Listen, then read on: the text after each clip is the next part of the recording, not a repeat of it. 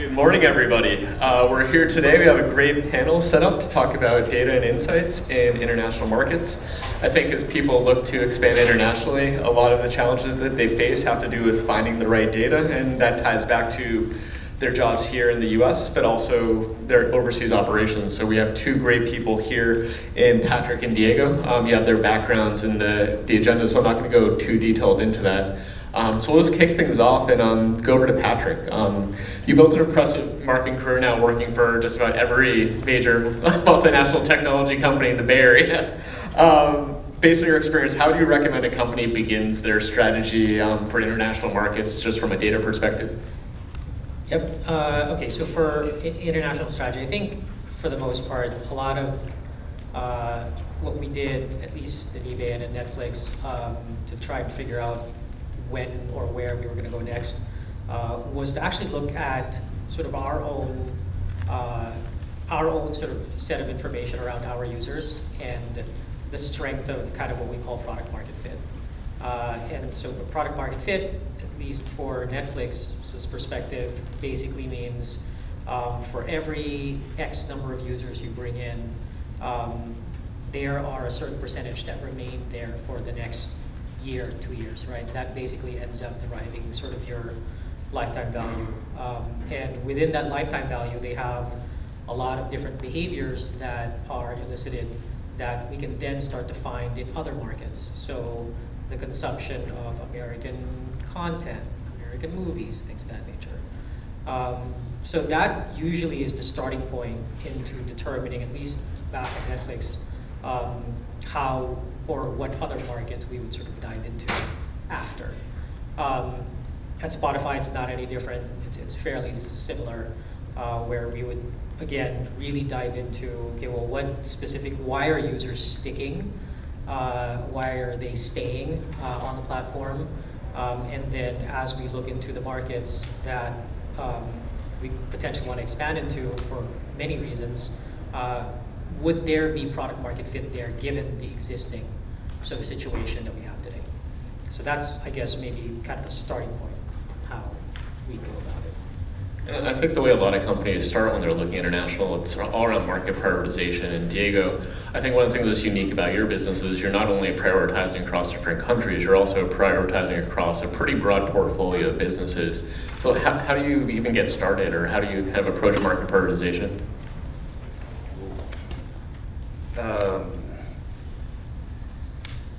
The 80-20 rule.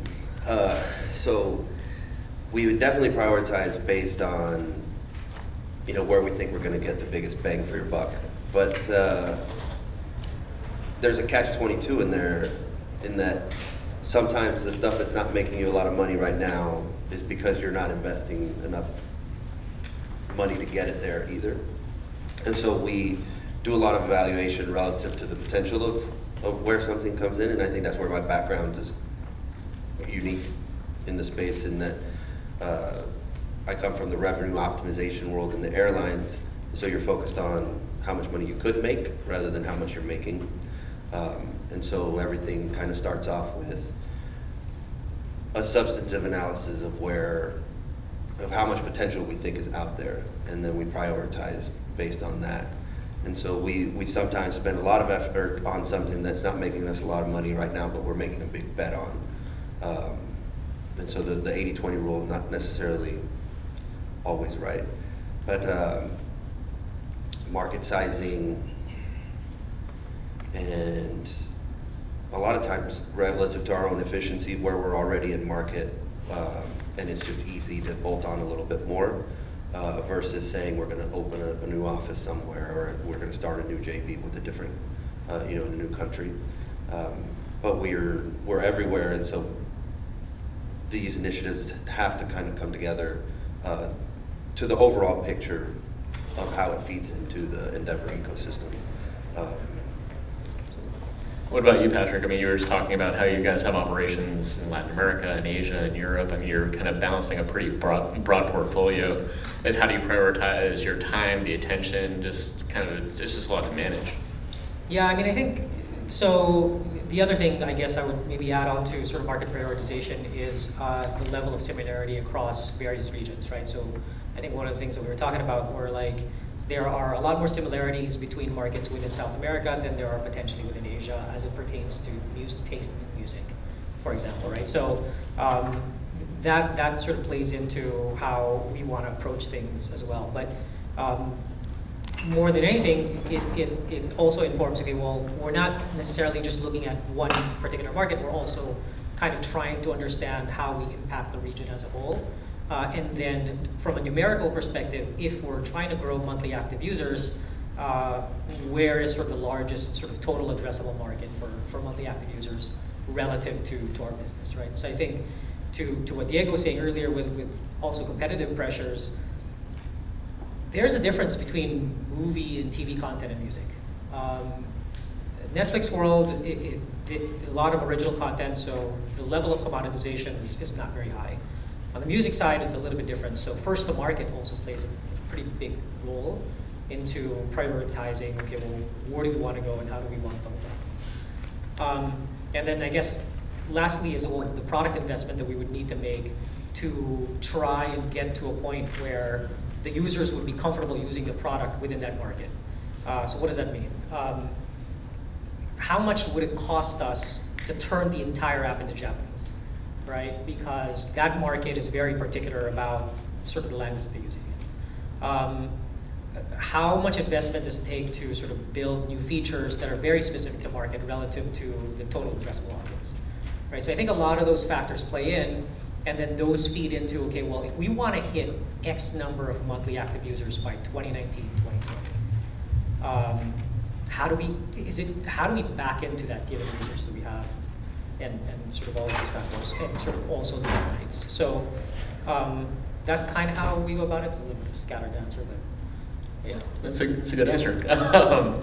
So data quality, I think, is probably something you guys deal with a lot. A lot of the companies that I'll speak to, especially in international markets, is they want very granular data. And the challenge is the more industry specific you get when it comes to this, oftentimes the reliability really isn't quite there. I mean, have you, I guess from both your perspectives, when you need data for your analysis as you're doing these different types of opportunity assessments, how do you compensate for maybe not having kind of as reliable data or as complete data as you might want?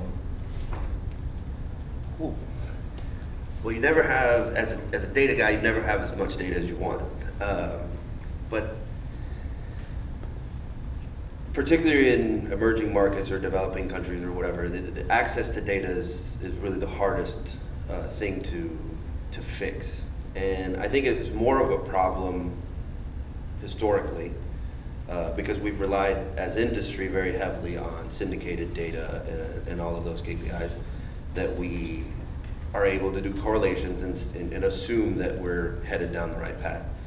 But right now our focus to kind of stem the issues that we find where we can't get that syndicated data is actually just going direct to the customer.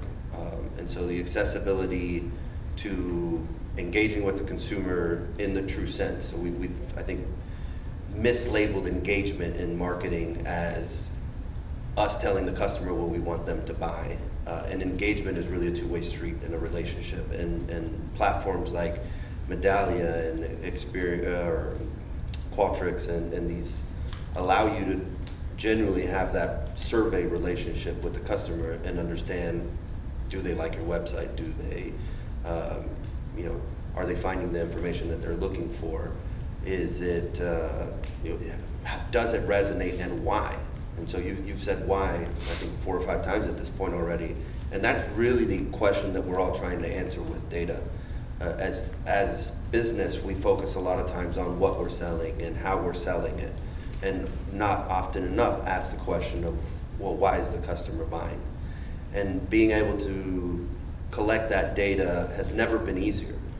I think that is the paradigm shift you're seeing in the global economy relative to data protection, etc. It's become a much more intimate relationship with the consumer and them understanding not how valuable their data is relative to, because it's valuable to the company because they can game it and sell to you what they want to sell, but rather because that data is personal. And making business personal should be our kind of focus as in the data world to really solve that issue of lack of access to data. Just go directly to the person that you're trying to engage with. Yeah, I actually kind of want to latch on to one of the things you said. I guess I can't really speak to the data quality piece of things. I mean, the assumption is that the quality of data that we get is somewhat reliable relative to the things that we're affecting. But I think, for the most part, at least in my world, the race really is the faster you learn, the better. And so we've got a lot of teams that are insanely focused on just rapid experimentation and at least trying to gain some level of confidence in terms of, okay, well, we got this result. Do we need any more to validate this, or can we double down and run with it? And I think for the most part, as we get better with that, and as we start to get to move a lot faster, the data in itself, or the absolute number, or at least the proportional increase of data that we get given based off of different behaviors, then becomes a lot more efficient for us, right? There's more throughput based off of what we get. Because the application of that then comes through to, okay, well, does user A, how does cohort A differ from cohort B, so on and so forth. So yeah, I mean, I guess that to your point about deriving correlation and things of that nature, I mean, it's significantly important, at least in all of the sort of at least the companies that I've worked with. So you both work for pretty, I'd say, pretty developed companies. You have expansive footprints around the world. But what advice would you give to a company maybe that is just looking to go global for the first time? What kind of data or planning or exercises should they be going through to determine just where to place that first incremental bet to see if it makes sense?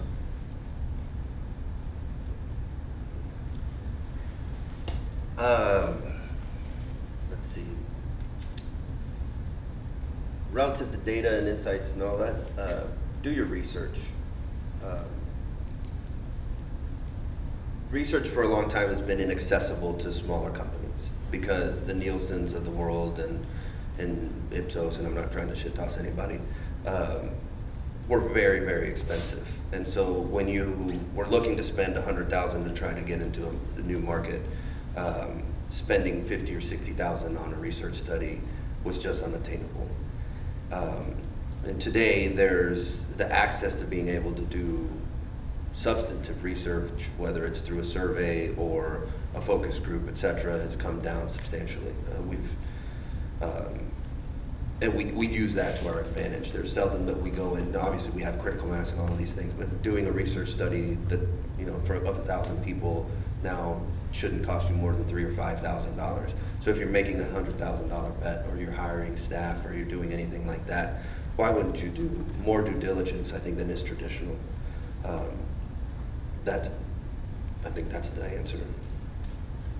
Yeah, so I've also worked for a startup, which, and certainly the challenges there were somewhat more unique, and a little bit, the dynamics were a little bit different. But the thing is, I guess I can only speak on behalf of consumer software, in that in consumer software specifically, it's not very difficult to scale globally, right? I mean, it's essentially internet access and just opening it up everywhere. And I think the challenges there are a little bit more, I guess, on the licensing piece. But from that standpoint, I guess it's not very difficult to do the research, definitely, and just to open up a sort of an MVP in some of these markets, just to see what usage rates are like, right? I mean, pre-marketing, pre-biz dev, and just see, okay, well, from the users that we're actually bringing in, what are their activities like?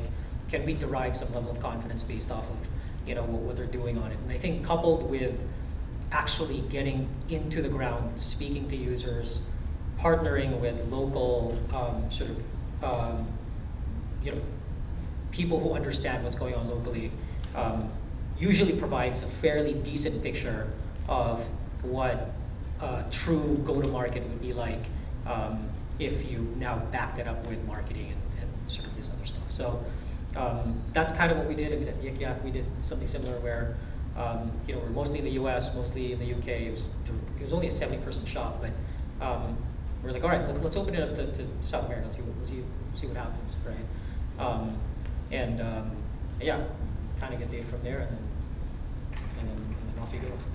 Well, the next question is going to go to you, Patrick, because I feel it's a little unfair because Diego gets to kind of get to it first, then you get to think about what you want. So we hear a lot about AI now. I guess, how do you see AI being incorporated to the work that you do, and how can it kind of make your job more efficient, or what are some of the challenges you think it might bring?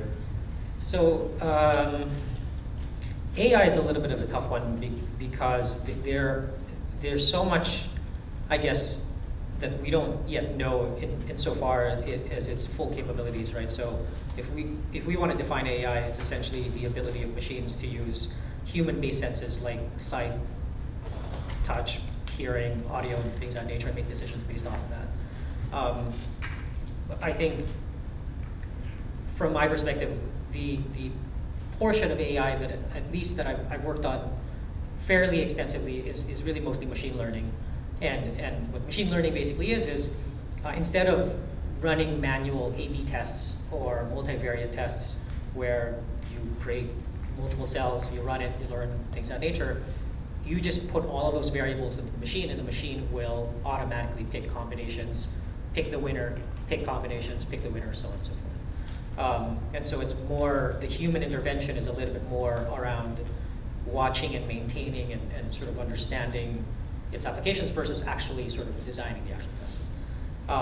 And again, going back to the earlier point about learning really fast, that's how you learn really fast, right? And so, to the extent, like, just friends I talk to in Amazon and friends that I talk to at Google and Facebook, the level of machine learning that they do in their testing is just so far in advance that to us it seems so seamless, but there's a reason why the number of prime users in the US pretty much almost outnumbers the number of mobile users in the US. And it's because they've learned so much faster than everybody else, and at the very core of this is machine learning. Sure. So AI, machine learning, number one, I think that I like to focus kind of my thoughts around it, around the concept that it is artificial, right? There's still a lot of work that goes into letting a model actually function, be statistically significant. There are people making sure you're feeding good data into the model, et cetera, and training it to see what it is that we're going to get it to do. I think we're light years away from robots taking over the world and taking all of our jobs. But AI and machine learning is really the automation of the dumb things we have to deal with on a day in and day out basis that we would rather have someone else do for us. And that produces agility and speed to market and efficiency, and more importantly, delivering to the customer what they want when they want it. And so if you look at it from a content delivery perspective, Adobe does a lot of work to use machine learning to help you even create content today that resonates with the individual customer based on all the fancy doodads that they have. So I think where AI specific to what I do will be invaluable is into personalization. In order to have a one-on-one relationship with everyone in this room, I would need to just sit down and talk with each of you. With AI, it tells me more about you so that when I'm going into the conversation, I don't have to do the legwork. And I think that's where it's really cool. I think that ties into my next question, which is, you're sitting on a lot of data about people, right? And I think when we watch the news, we see a lot of kind of breaches and a lot of these big incidents. And so cybersecurity is becoming a pretty significant issue no matter what your company does or where you operate. How are you thinking about it, and how do you plan for that worst case scenario and how you'd react?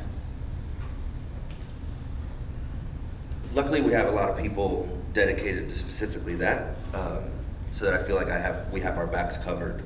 But I think fundamentally as an organization, you have to embrace that you're a steward of the customer.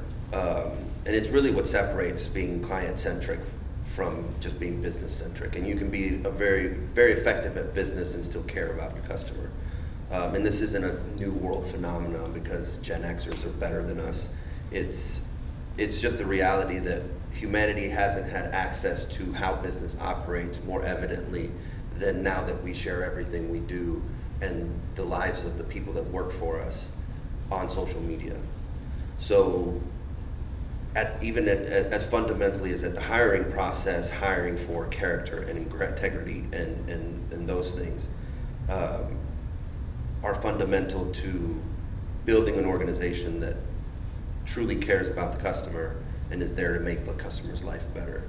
You know, Spotify, Netflix, all of these platforms are revolutionary in the sense that they are organically customer-centric. And I don't really know if the answer is that tech companies are organically customer-centric because they're solving, you know, efficiency problems and therefore make people's lives better, or if they're consciously going in with some kumbaya concept of the world that we all need to love each other. But it works, and they've proven that it works. And traditional business needs to kind of jump on board because, you know, Sears is a perfect example. They invented the game. Amazon's, you know, everybody talks about Amazon like it's this great new concept, and that's what Sears did. The Sears catalog was Amazon, you know, 70 years ago.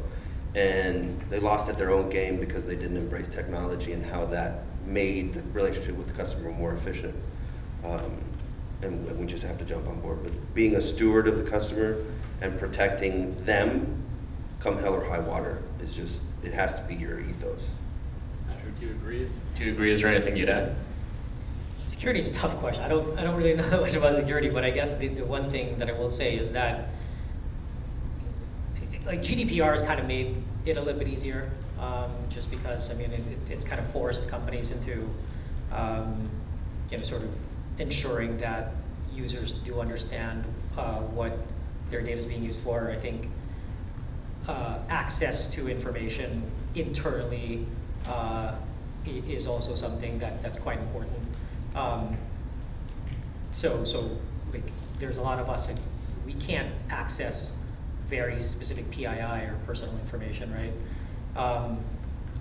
I guess the more we think about, I guess, users in terms of cohorts and behaviors and patterns and trends, I think the intentions then become a lot more around moving the business forward.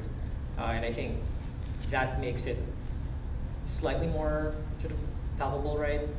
Versus you know, actually trying to getting into the business of actually trying to figure out the impact of knowing somebody's social security number, right? So from that standpoint, I think, you know, it's been it hasn't been too much, I guess, of an issue insofar as any sort of concern around user data or user protection. But yeah, I mean, it is something that is pretty sort of top of mind, at least, for a lot of the companies that I've worked for. Got it. And this is going to come right back to you. It's, so you both do business a lot of international markets, and I'm sure as a result you kind of observe some, you know, interesting local behaviors, whether that be from data or whether that be access to information in different ways. Could you just give us like a sampling of some of the more creative examples of just kind of unique factors in different markets, like kind of what we were talking about earlier around some of the similarities you see in Latin America maybe compared to some of the differences in Asia? Yeah. What we were talking about earlier was that it's really interesting insofar as we're trying to get taste in music from various regions. And in Southeast Asia, it's a little bit different. In Southeast Asia, what's interesting is that we see that they like sappy music, just generally speaking. And they have their own versions of, like, "We broke up last Friday" in various languages. And just the commonality there was actually kind of quite fascinating. But you won't necessarily find a person from one country in Southeast Asia listen to or be an avid fan of music that is local in another country in Southeast Asia versus in Latin America, where it's a little bit more, and maybe language has to do with it, where people in one country would certainly appreciate sort of the music coming from another country.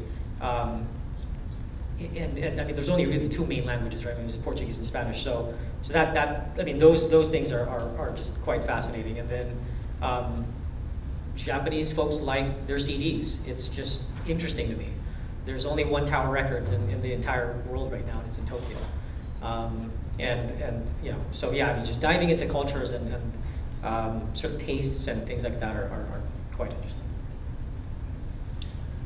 Yeah, I guess in a similar vein, because my background's all on the business strategy side, and so obviously gaining efficiency and reputation and all of that is a main focus. And so being able to take a property, say like the Color Run, and disseminate that across Southeast Asia and Australia and everywhere in the world. So it's a very interesting proposition when you realize that people across the globe like the same stuff and like doing the same things. They've just never seen them before. And so delivering epic content really is at the core of what our goal is, because that transcends borders, it transcends politics, it transcends everything. And if you look at the success that the Color Run had here in the United States, it was uncanny. But if you look at the fact that we have 50,000 people or 55,000 people in Seoul do a Color Run, that's a lot bigger numbers than the 12 or 13,000 that you might get in a small city here in the United States. And obviously, population has a lot to do with that. But being able to take something like the Color Run and execute that strategy over and over and over again. When I came on board to the team, we'd been in Southeast Asia doing the Color Run for a while, and there was a fundamental question of, why is Kuala Lumpur and Thailand, our Color Run Bangkok and Color Run in Kuala Lumpur, we're not doing as well as the rest of the portfolio. In Singapore and Beijing and Hong Kong and Melbourne and stuff were really hot. And I came in and I was like, so what's the strategy? What are we doing? So we're doing this, and that. And I was like, so where's your pricing anchored? And they're like, well, we charge $25 to $30 in the United States, and so we do that, localized through currency exchange everywhere.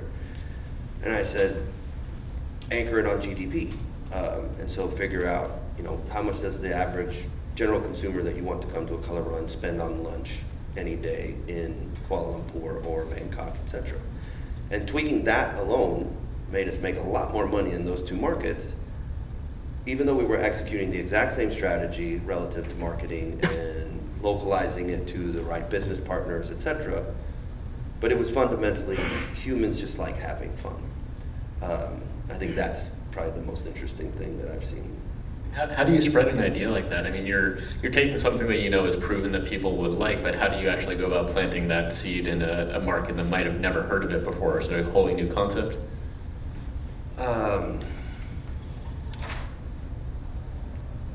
You got to do a lot of groundwork. Grassroots is really important. Lead time, brand awareness. I always joke internally, so don't quote me on this, that we do a really good job of having a great idea for 2 years from now and then try to do it in 9 months and it fails and then we pull the plug before we should have executed it in the first place. Because we get overexcited and don't give brand awareness enough time to actually organically grow. And brand awareness is really association and allowing the consumer to build that trust relationship with you.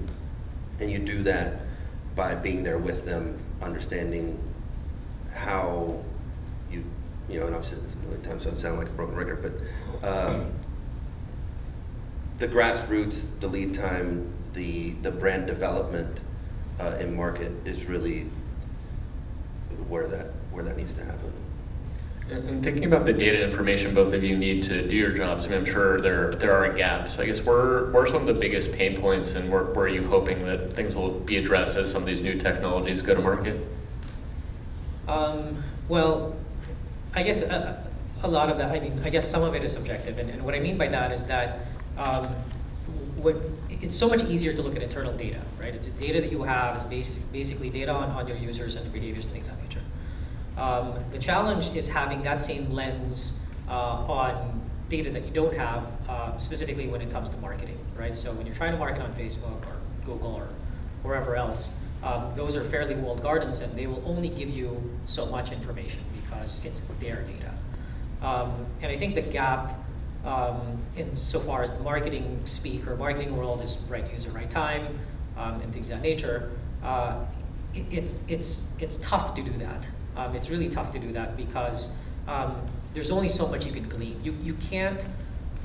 There isn't yet an instance where you can do a one-to-one situation where you understand this person saw a TV ad, this person saw a marketing ad, a Facebook ad, and a Google ad, and then have them convert. Like you can only kind of directionally get there, but you can't really get there. You can't really tie that in. So I think being comfortable with off-platform information and how to marry that gap to your on-platform stuff has always been sort of a challenge in my life. But yeah, I think those two things just in general, I guess, are what's been challenging. Before we turn it over to you, Diego, just we have enough time to get a few questions from the audience, so if you want to think about it after Diego answers, we'll turn it over for a couple questions. Cool. Yeah, for us, the major gaps for us as an organization is we're a conglomerate of a lot of different businesses. And so tethering together and getting the synergy to really come through in data is Herculean, in the smallest sense. We're actively pursuing trying to bring things together in information, but I think that the biggest gap we see is that you start collecting data from a business perspective, and you're looking for the KPIs that tell you how you're doing. And you spend a lot of time, energy, money investing in collecting that data, storing it, et cetera, analyzing it. But you don't really start collecting the data that's important. And then you find yourselves, 3 years down the road, and you've got all this data that tells you how you're doing, but you don't understand why. And then you start trying to figure out what data you need to start collecting. And so there's the big data revolution was just we're going to collect everything. And how you collect the data, how you timestamp it, how you understand the behavioral like how you structure data for understanding and analyzing the behavioral patterns that you're eventually going to get out of an AI or machine learning initiative are fundamentally important. And admittedly, we're not particularly good at it even yet. To where if you're not thinking about those things early on of data structure and systems and what technology you're going to anchor on for the next 10 years so that you have the right data in 3, you're never going to get there. And so thinking through that stuff requires people a lot smarter than me actually sitting down in a room with the business units and having conversations, having the people that are stewards of data integrity, et cetera, understand fundamentally your business, your customer, and it's a real collaboration effort. And the gap we have is that most companies lead these initiatives from the IT side. They're trying to service an entire organization across all IT platforms, and you don't do the magic of actually coming into a room and understanding the long game. So you end up spending money and money and money after money on initiatives that when you try to do the machine learning on it, doesn't work because your data quality is shit. So hopefully that answers the question. Yeah, definitely. So we have time for probably about 2 or 3 questions from the audience. Just raise your hand. It's a small enough room that we don't need mics. So. So you talked a little bit about taking the time to let brand awareness sort of sink in. I know the answer probably it varies, it depends on the market, et cetera, but are there any sort of best practices around, let's say I'm at Johnson & Johnson and we're launching not necessarily a product, but we're launching a new brand, say in China. So how long would you sort of wait for that, J&J maybe not as well known in China, maybe the product markets are, we're trying to launch new things, just what would you recommend? So, as much time as you're willing to invest, and I guess here's a small plug for our company. Like that's what we do, is kind of localized experiential, and really getting boots on the ground, understanding the customer, starting building the brand awareness. If you started at the organic level and you were having a very guerrilla style tactic, you have to expect that it's going to take time to catch on. And I see huge success in no less than a year. It's almost a 2-year strategy for going into a market where you're starting to do the legwork, get buy-off from the key influencers. You've definitely already had to sort everything out with government, etc. when you're trying to go in, if it's cold turkey or brand new, I think. So I think a 2-year timeline is pretty effective. What I find is that doesn't really match your financial cycles. So it's a very, and I actually prefer 3. But what we struggle with internally a lot of times is, so we have this idea we're going to start investing money on it, but we don't really expect returns for another 2 to 3 years. And after a year, people get antsy because to get it justified, you've had to do a business plan that actually made it, solve it in year 1. And you set yourself up for failure in that sense. So I think the right thing is to go in and have your strategy based on, this is a 2 to 3 year timeline, and make sure that the company's committed to making that happen. Because if they're not, you're just going to have spent a couple $1 million and then pull out in a year. So how about we go half season, call it a day, and save a lot of work. So I see success at the 2-year plus mark for, from concept to getting in market, 18 months in advance, and then you're coming into launching the brand with an entire cycle of collecting data through an entire holiday calendar. Those things are invaluable. When you know more about the customer so that you can react, using the US for an example, how people behave around your brand relative to Thanksgiving and Christmas and Easter, etc., versus going in and saying, well, in 6 months we're going to learn all of this stuff. But typically, be wary of the financial constraints that you have within your company that are going to try and force you to come up with a strategy and launch within a 365-day timeline, because by the time you've done your brand strategy, your execution, where you're going to spend, etc., you really only have 3 months and you're going to fail. So sorry for the long-winded. Patrick, how would that compare maybe for like a virtual product or an online product where you can be global or target a specific market without actually needing to have boots on the ground? I guess, what would you say there? Yeah, it's definitely an interesting question. So, yeah, because insofar as software, the barrier to purchase or the barrier to actually getting a user to use the thing is not as high as needing shelf space, right? But I think that the way, at least that we've kind of, or at least that I've structured sort of thought process around that is if there's a fairly solid understanding of consideration period without the need for additional brand awareness, that at least slices the equation in half, right? So at least you have, from there, I guess, a fairly decent understanding of, well, okay, if we didn't need that much brand awareness, this is how long it typically takes from first exposure to sort of purchase. And then from there, I guess, that's kind of where the soft launch maybe starts to come in, as you're looking to validate that. But then, at least I would imagine, at least for J&J to some extent, and given that things change fairly quickly, is that I would imagine that there's some level of baseline that you can play around with, where there are other markets that you have launched in, and it took this amount of time to get to some level of brand awareness. But at least, again, your equation's already sliced in half because you already understand the consideration period independent of brand awareness. So at least, generally speaking, it's obviously a significantly more complex problem than I'm sort of making it out to be. But at least very high level, that's kind of how at least that's how I've sort of approached it in so far as new markets. Any other questions? Patrick, you talked about this issue of like Netflix, Spotify. Although I guess they're content companies, they seem like they're data companies to me. And both of you talked about the value of data that's internal and then what you create out of the data you gather.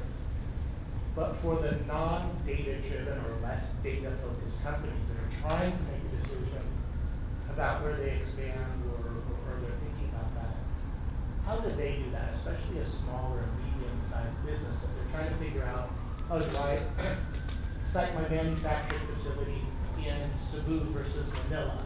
Or what are my assumptions about my market relative to my peers in my very specific industry in these markets? How do I find that either public or private data that gives me those insights so there's more comfort about whether I'll succeed or fail? Yeah, I don't know if I can answer that question. Only because the physical nature of that type of business is fundamentally different, I guess, from the experience that I have on the more software side of the business. I guess the attempt that I will have to answer that question, I guess, it is, for me at least, what is the cost that I'm willing to take, or at least what is the potential cost of getting into a market relative to the fit that that market would have relative to the product or service that I'm providing, right? Because I think, again, like coming back to sort of like product market fit, if I am able to somehow glean that this market is going to adopt my product for a number of different reasons, am I willing to incur the cost to get there for some sort of longer term LTV? And so I guess generally speaking, that's probably how I approach it. Now, insofar as localized data, right, or localized sort of sets of information, I guess the only thing, again, like coming from sort of the world that I've sort of been living in for the last few years, is that there's really no replacement for having people on the ground. And it's interesting because the software companies have actually sort of realized it pretty significantly, where like we can't assume that our first party data is going to inform us of the cultural dynamics of what's going on in a specific market. To the extent that we can run oculars into that market has been sort of fairly substantial. But apologies, that's about as far as I can go with sort of the knowledge that I have.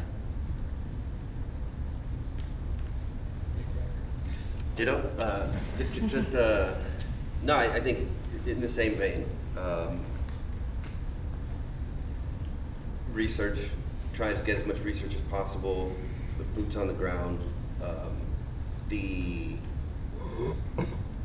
answering the fundamental question of why. Like what makes you want to go to that market? Kind of to keep it in line with the topic of GetGlobal is why do you want to go to India? If it's just because there's 1.3 billion people and there's going to be 3 eventually, that's not the right answer. Because eventually you're just trying to be a little piece of a pie.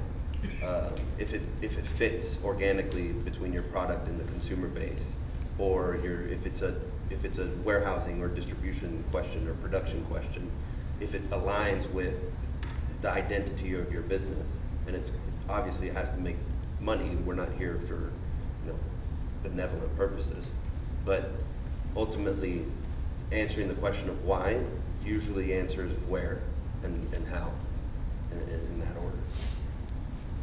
I think we have time for one more question. I work with a company that does a lot with HR planning elements. I mentioned this in the last one too, but what we found in a lot of the research that we do is there are a lot of companies that will not really audit their sites, how they come up in other countries. And you have a business unit here saying, well, that's not my job. You got another one over here saying, that's not my job. And the term that you use, which I really like, is the revenue optimization. Who do you think, should there be an auditing process for that, and who do you think should own that?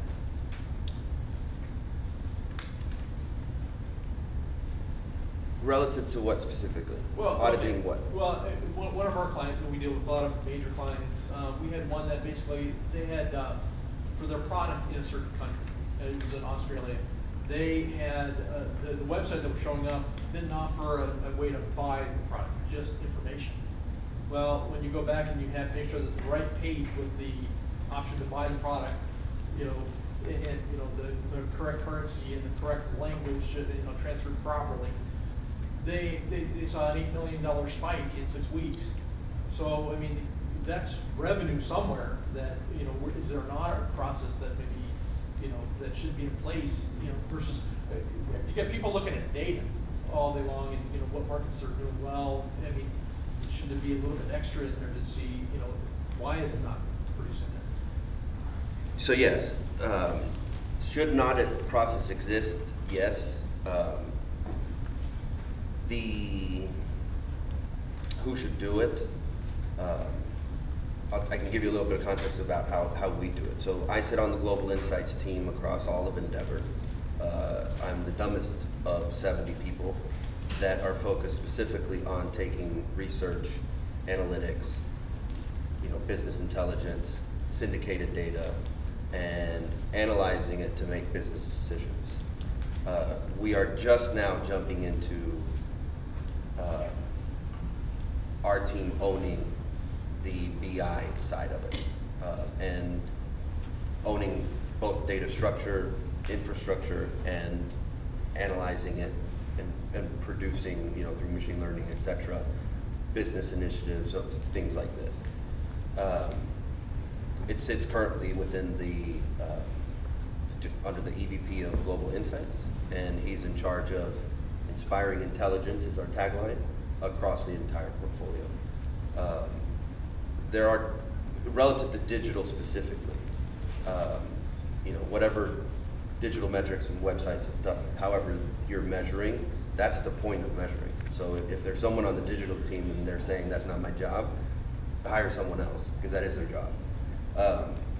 But the, you know, a plug to any of the emerging experience management platforms out there, that's what they're meant to do, is to live actively on your website or through your mobile app or via SMS push or whatever, where you're interacting with the customer, asking questions of why and what, so that you can understand that your customer is really frustrated because they go to your website for information, but they can't actually buy there, and I don't want to talk to your sales rep. I know what I want, and I just want to purchase it. Or I want to schedule it on a 30-day deliverable every whenever. If you're not listening to the customer, you can never understand them. And so that audit process of listening is emerging. They just invented it a couple of years ago, and it's thriving, flourishing, and Qualtrics is, you know, soon to do an IPO eventually. At least they keep talking about it. Medallia is a huge company now. Question Pro is another big one. These are all technology platforms that are meant to facilitate, to answer those questions. So it absolutely should exist. The emergence of the CXO, or Chief Experience Officer, is a relatively new phenomenon. I think that will explode. And the merging of sales and marketing under a Chief Revenue Officer versus just a Chief Sales Officer, a Chief Business Officer, and a Chief Marketing Officer, I think those are two things that will evolve into whatever they need to be. I don't think the Chief Revenue Officer necessarily in its form today encompasses revenue optimization, which is what I do, and it should. So right now the Chief Revenue Officer role in industry typically focuses on sales strategy, and they want someone that understands marketing because they're just lumping it in. Using science and data to understand price elasticity, demand modeling, why you're selling what you're selling, is revenue optimization. And that's, we haven't solved for it yet. Well, I think those are some wise words of advice to end on. I just want to thank Diego and Patrick for all this, and thank you all for joining. If you have questions, we'll stick around for a little bit afterwards, so thank you.